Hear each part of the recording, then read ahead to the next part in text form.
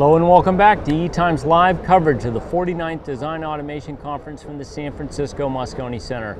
I'm Brian Fuller, Editorial Director of EETimes' EE Life section. Also the guy who for the past year either missed a meeting or insulted somebody or made some other sin, because for the past year I've been driving a Chevy Volt around the country as part of the Drive for Innovation.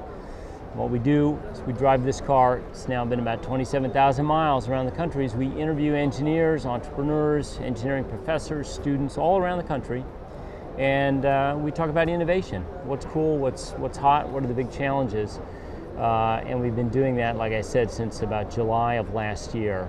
Another key part of the program on our site, driveforoinnovation.com, is the fact that we tore down a Chevy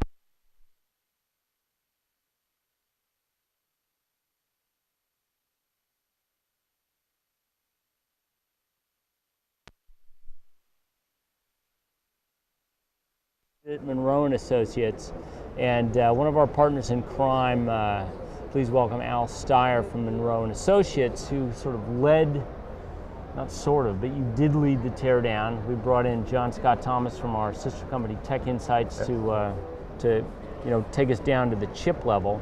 But what we did as part of this teardown was, Al, you tore the whole car apart for 3 days. We have time-lapse photography that we are showing now.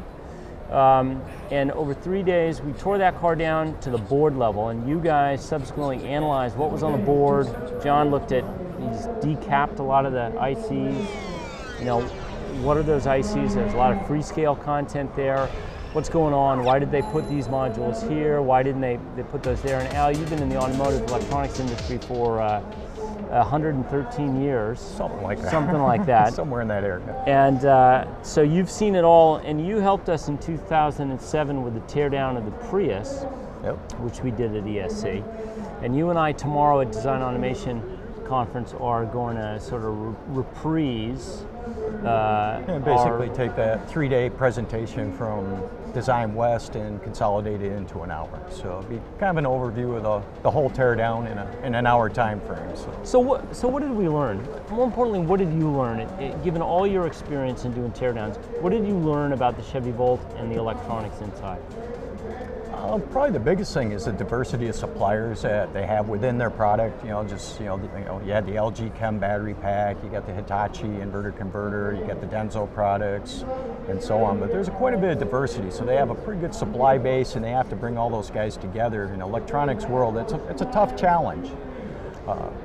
Was there anything that jumped out at you as other than the diversity of suppliers, as a design approach that was surprising? The interesting thing I thought was what they did with the cover over the top of the transmission. Most of typically all your high voltage interconnects have some sort of safety interlock, and they bypass that by integrating it into the cover. So they eliminated some parts there. This location of components, they had that one control module under the passenger seat, which looked like it was designed for under the engine compartment, with the potting in it. And whether they're afraid somebody's going to spill coffee in that little cubby hole under the seat, I'm not sure. But some of those modules, just trying to get the modules apart, they were stamped together or they were sealed in such a way we basically had to peel them open like a sardine can in some cases. So, yeah. But that's just a lot of times that's how the manufacturers keep the customers from going into them, and guys like me from going in and trying to change things in them. So. One of the things you pointed out when we did 3 days of teardowns at Design West was when we were talking about some of the charge electronics, the charge port, if you're looking at the Volt head on, the charge port's near the driver's side on the right side as you're looking head on to the Volt. But a lot of the inverter modules and subcomponents are on the left side of the car. The engine in the Volt, the 149 horsepower engine, is on the left. The engine control module is on the right front. And that's kind of a weird X pattern, which I don't understand. Yeah, I didn't understand that one either. Only thing I could think of is a lot of times manufacturers will do little things for insurance purposes. Maybe it was for impact. Most vehicles, left front impact is something that they do in crash testing. Moving that expensive AC to DC converter over to the other side, you know, versus their engine controller, which they use in high volume in all their products. You know, it's a little cheaper. So from a replacement perspective, it may have something to do with that. Either that or the two engineers that designed them weren't talking to each other, which is a possibility. That does happen. That does happen. So somebody said to me in the middle of that teardown, isn't it like watching grass grow?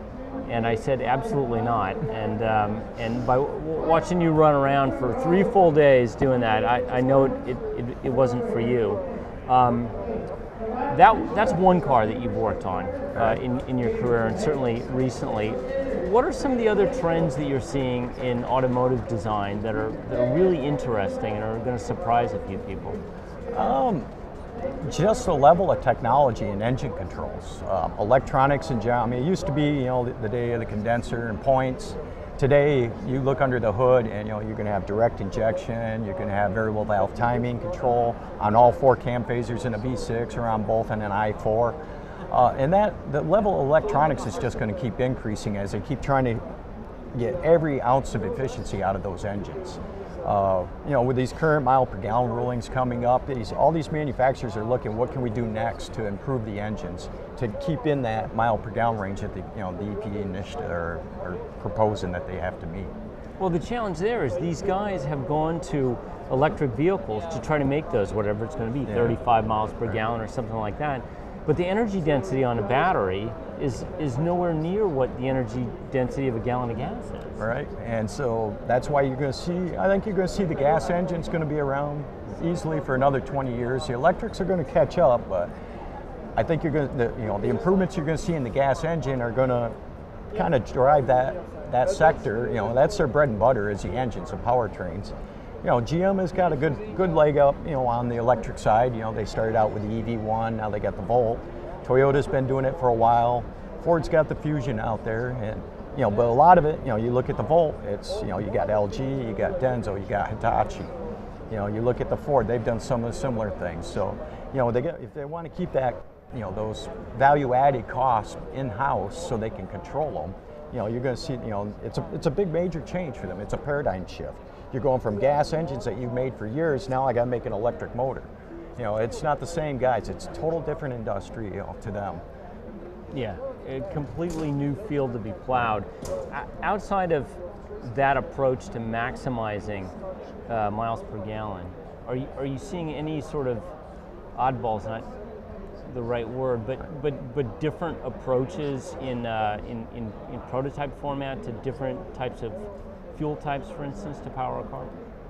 Not so much the fuel types, but more in just the overall controls. You know, if you look at like the Chrysler Fiats, they got the multi-air out there where they're doing more precise control of the valve timings. There's a Mazda Sky out there with an electric cam phaser on it. You know, everybody has their little niches that they, you know, and their technology, their IT, you know, intellectual property that they have that they're implementing into their vehicles. So they all have their little takes off of it. Speaking of take, what's your take in terms of regional design innovation, right? We know that the Europeans, you know, Mercedes, BMW, those guys have always been sort of at the leading edge of design. Detroit too, Japanese, Toyota, Nissan, of course. You seen anything out of India or China that catches your eye? They're starting to think about the efficiency. I mean, their customers are, you know, they're poor people. The cost of fuels, you know, is a big thing to them too. So they are starting to improve their emissions a little bit. Some of the engines I've seen, I've done a couple of them, you know, on the Indian companies, and I've seen them starting to meet a little more stricter emissions controls. And they're going to be looking at the fuel efficiency side of it, and that's always a big driver in their market as well, just because of the lower level of income. They can't afford a gallon of gas. So, you know, they got to be able to, you know, how do I get an efficient vehicle that I can, you know, afford to be able to drive? So, it's starting to make inroads, but it's a little on the slow side. And you're busy as hell. Oh, I shouldn't even be here today. My boss is probably looking at this like, why is he doing this? I should be back at the computer working on something. Sandy's doing the Lord's work here in San Francisco. Sorry, it was my fault. You can blame me. Anyway, if you want to see Al's handiwork, You can go to driveforinnovation.com. That's where we have all the videos, all the text analysis of the teardown that Al and John Scott Thomas did in Detroit in the winter time frame. If you're going to migrate your way to Design Automation Conference tomorrow, don't miss our live presentation. It'll be at 1:30 in the DAC Theater. We'll be there afterwards. Al is a font of knowledge, as you can tell. He's happy to answer your questions, so don't miss that at 1:30 tomorrow. We're going to take a short break. Our next guest up is Steve Smith from Synopsys. We're going to throw a mic at him, and we'll be back in about 5 minutes with Steve Smith, so don't go far.